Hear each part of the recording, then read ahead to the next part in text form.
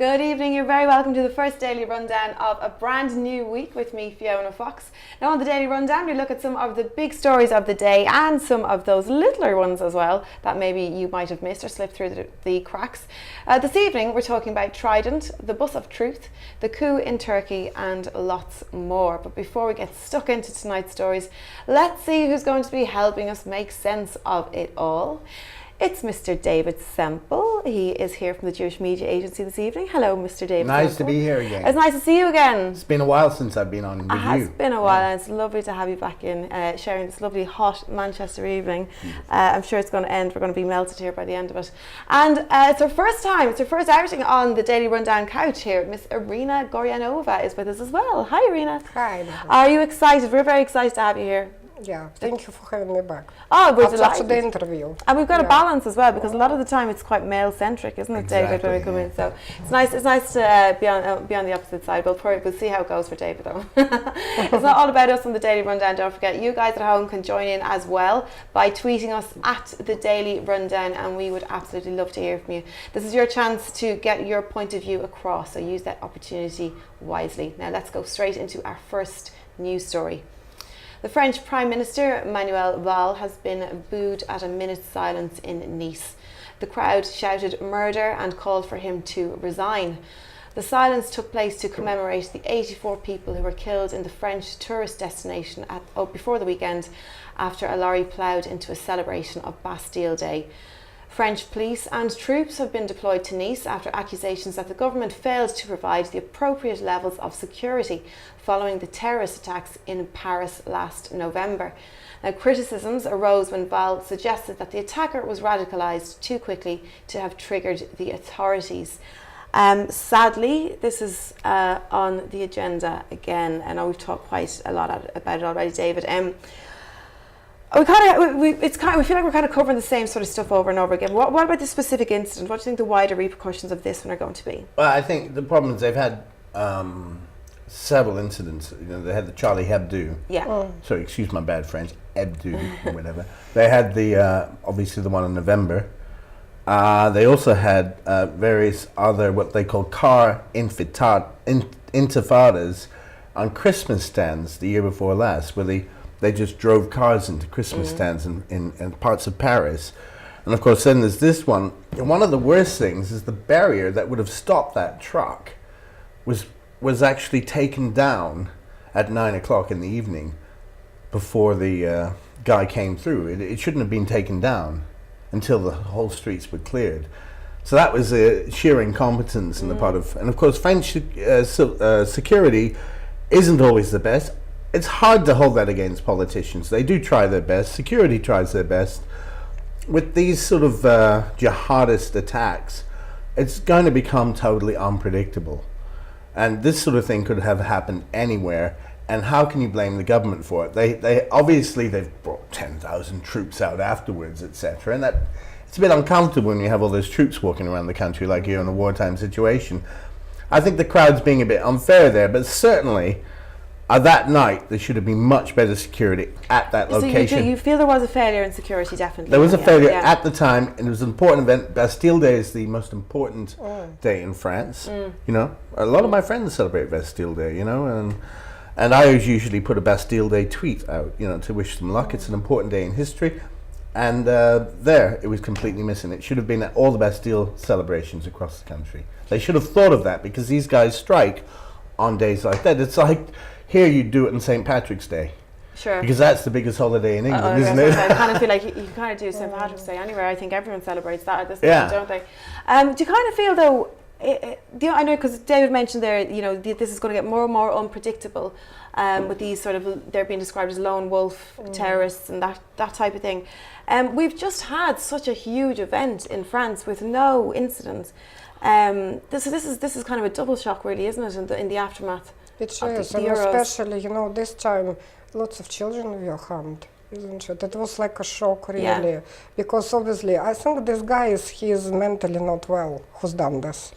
Yeah. Sure, I think, but Yeah, his father commented He's that comment- yeah, and everything like David was saying on security. The van was there for 8 hours prior to incident. He was parked, and police actually questioned the driver why he is there, and he wasn't supposed to be parked there because I think on the bank holiday the large vehicles can't be parked along that main road.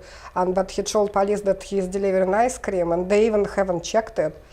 so you talk about basic kind of road offences here now, aren't you? Yeah. Just parking wardens and everything. In so a it's way, I training think- at a certain, a few levels there. Yeah, I think because Nice is like it's seaside resort, isn't it? And a lot of wealthy people come in there, and it's quite relaxed, you know, because you have sun, you have atmosphere. So obviously, things like this never happened there before. So everybody will just, and it's a huge. I mean, Russia celebrates Bastille Day. Russian celebrates everything. Yeah, That's- so it's well known, and you know, yeah, all these people come out, they were in a good mood, but we hear day and then, like about all different sorts of attacks and, you know, terror sorts of alerts now. But this was shocking. This guy being at the wheel of that vehicle, he could see crashing children, and it's beyond everything. But I think, like you said, unpredictable.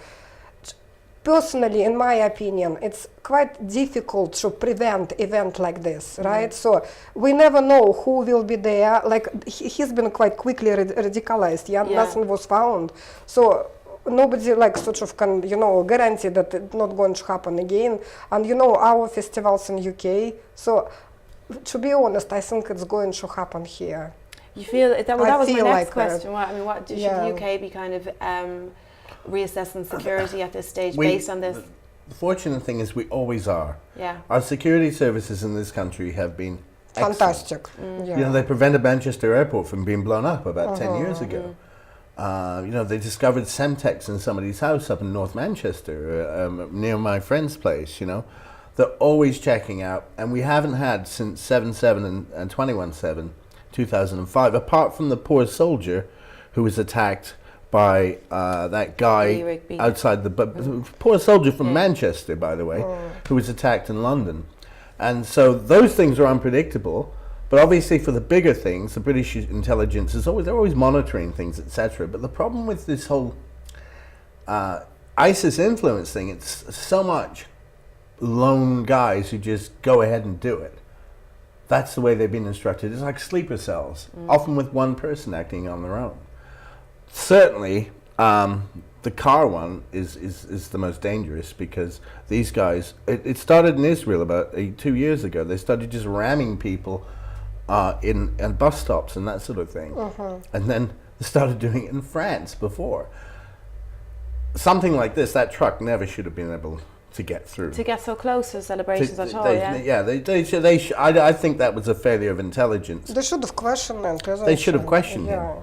Although we Unless have, there was collaboration there. well, that's another show, I think, Dave. But like we have talked about though how best to tackle, and obviously, of course, everyone has talked about how best to tackle ISIS and the rise of terrorist attacks anyway. But this lone wolf occurrence, this does seem to be getting more and more. We were very much dealing with an ideal. What are the best measures? I mean, what steps should France, for example, take after this? Well, they monitor people through the securities. You know, they monitor people's phone calls. They monitor who people connect with and that sort of thing. But in a situation like this, where this particular guy was radicalised so quickly, how are they supposed to stay on top of that?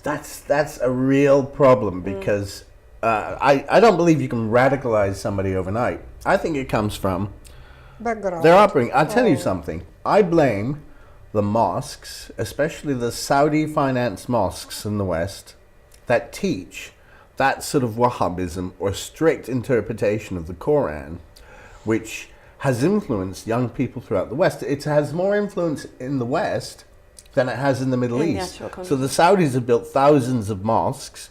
I'll give you an example. In Germany, they don't have religious instruction in the schools. So the Turkish Muslims said, well, we'd like to do some religious classes, etc. And the German government said, well, we have no problem with that. And then they said, well, in Turkey we have this course that we do in the Turkish schools. We'd like to bring it here. And the Germans went, no, we can't have that. We can't have that because it's a government-sponsored course. No, you have to get your courses from somewhere else. So where do they get it from? the Saudi Wahhabis. As a result, 14, the only Turkish people ever arrested for being members of Al-Qaeda were born in Germany. And that's a problem. I really think we've got to crack down at the Saudi influence in the West, and that sort of strict interpretation of Islam, which is Wahhabism or Salafism. We really have to crack down on that. And then we'll get to the bottom of the problem. And what about, do you think, Irina, from your point of view now, is this obviously, as you said, Nice is such a popular tourist destination. We haven't really seen anything like that happen before. Do you feel like the tourist industry is going to take a hit now? Would this put you off travelling? To be honest, not really. No. Now, this is kind of a hardy Russian attitude, I think. Yes, yeah. I would go to Nice. I've been there many times and it didn't stop me. But what I would do, I would avoid gathering of people, like when it's a lot of people there.